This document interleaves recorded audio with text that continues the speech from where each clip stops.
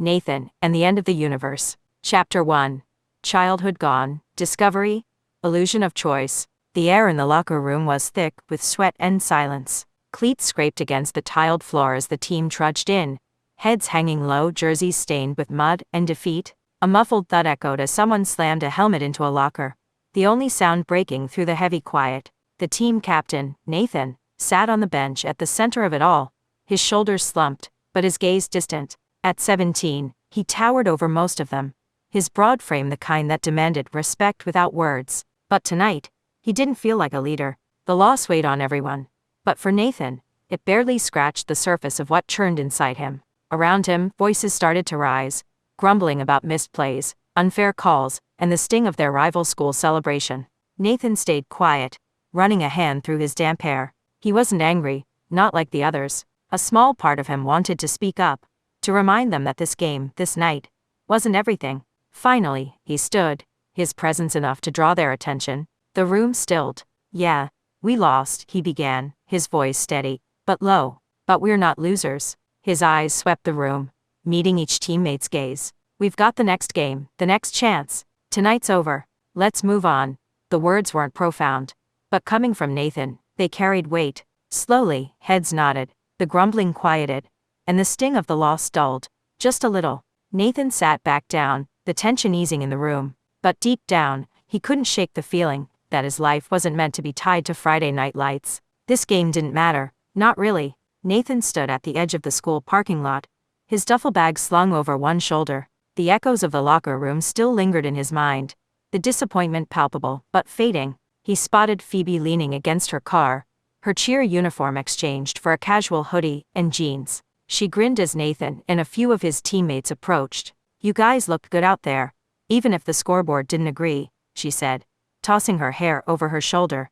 "Thanks," Nathan replied, his voice steady, though his smile didn't quite reach his eyes. "Not good enough though." One of his friends, Jason, clapped him on the back. "Don't sweat it, man. We'll crush them next time." Phoebe raised an eyebrow. "So, are we grabbing food? We're standing here all night talking about what ifs?" The group laughed, and the tension eased. Piling into a couple of cars, they made their way to their usual spot, a diner a few blocks from the school. The air buzzed with chatter about plays, missed opportunities, and Jason's near-perfect pass that had everyone on their feet. Nathan, however, sat quieter than usual, his mind wandering. Phoebe slid into the booth beside him, nudging his shoulder. "Penny for your thoughts?" she asked softly. He glanced at her, hesitating. "Just thinking, this game felt like something bigger was missing, you know?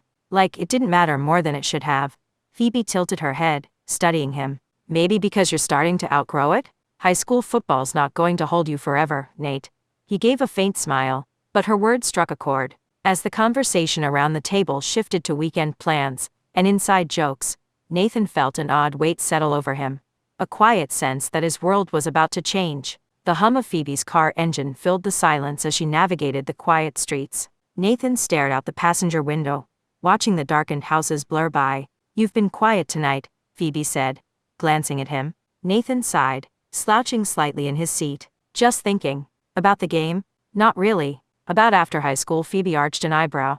"Getting deep on me now, huh? What about it?" Nathan hesitated, running a hand through his cropped hair. "My dad, well, the general, he's been on me about joining the military. Says it's in my blood or whatever." Phoebe glanced over briefly, her expression unreadable. "Do you want to?" "I don't know," Nathan admitted. "Part of me feels like it's expected. Like I don't even have a choice. But the other part, I don't think I can see myself doing anything else." Phoebe turned her attention back to the road, her grip tightening on the wheel. "That's heavy, Nate. But I mean, you've always been the leader type. Captain of the team, stepping up when it counts. Maybe he's right. Yeah, but what if he's not? What if I'm not cut out for it?" Nathan's voice dropped, almost too quiet to hear. "I don't want to turn into him." Phoebe slowed the car as they approached his street. "You're not him," she said firmly. "And you never will be. You'll figure it out, Nathan. Whatever you decide, it'll be because you want it, not because anyone else does." He glanced at her, a small smile breaking through the weight of his thoughts. "You always know what to say, don't you?" Phoebe smirked as she pulled up in front of his house. "It's a gift." Nathan grabbed his bag and opened the door. Before he stepped out, he paused. "Thanks, Phoebe." "Really? Anytime, Captain?" She winked, and as he closed the door, The car rumbled away into the night. Nathan stood on the sidewalk for a moment, looking up at the stars. The weight of his dad's expectations still pressed on him. But Phoebe's words stuck with him.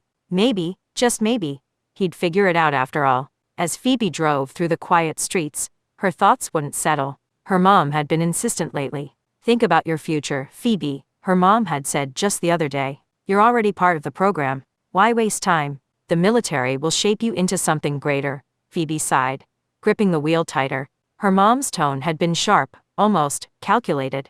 And then tonight, Nathan's talk about his dad came rushing back to her. What if it wasn't a coincidence? Could Nathan's dad and her mom be in on something, pushing them both toward the same path? The thought left a knot in her stomach. She pulled into her driveway and sat in the car for a moment, staring at the dashboard. No way, she murmured. That's just too far-fetched. But was it? Shaking her head, she grabbed her bag and headed inside, though the uneasy feeling lingered as she locked the door behind her. Nathan pushed open the front door of his house, still replaying the night in his head. Dinner had been fun, even if Phoebe seemed a little distracted on the way home. Mom? Dad? He called out, dropping his bag by the stairs. In here.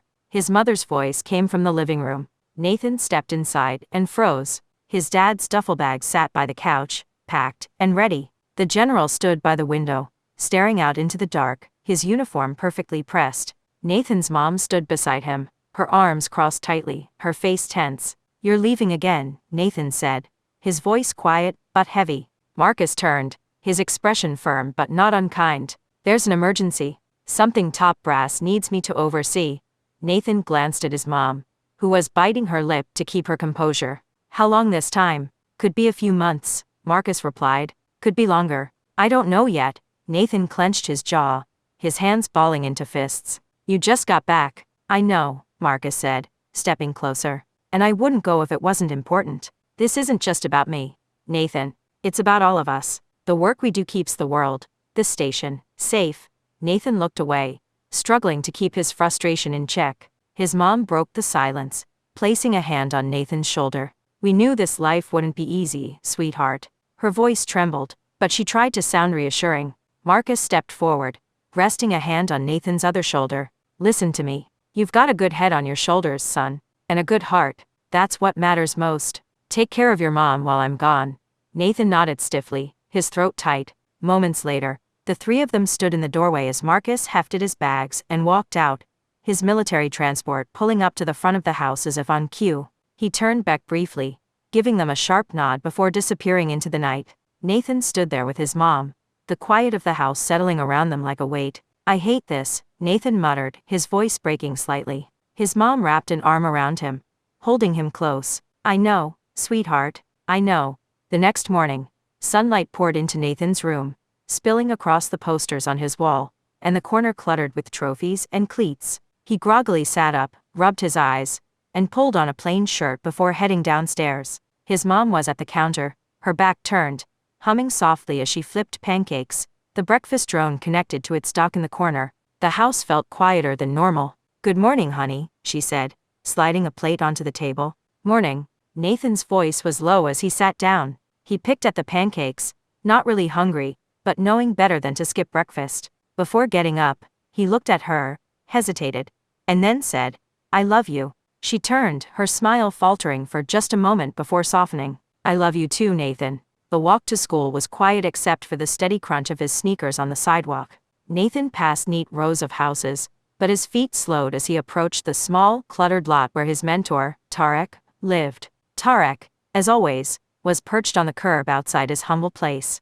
His skin was a deep bronze, marked with faint tribal patterns, and his hair hung in long braids tied back loosely. He seemed to be carving something into a piece of wood, but Nathan couldn't quite make out what. Is that actual wood? Nathan stopped and dropped his backpack to the ground, hands shoved in his pockets. Dad left this morning, he said simply. Tarek looked up, his dark eyes studying Nathan. He didn't ask why. He never did. He's checking out some new planet for the military. Nathan kicked a loose rock on the pavement. I don't know, something feels weird about this one. Tarek nodded, setting the carved wood down beside him. Big things are coming, Nathan. Bigger than you or me. You're going to need to be ready when they do. Nathan frowned. Ready for what? Tarek didn't answer, but the way he looked at Nathan, steady and unflinching, left no room for doubt.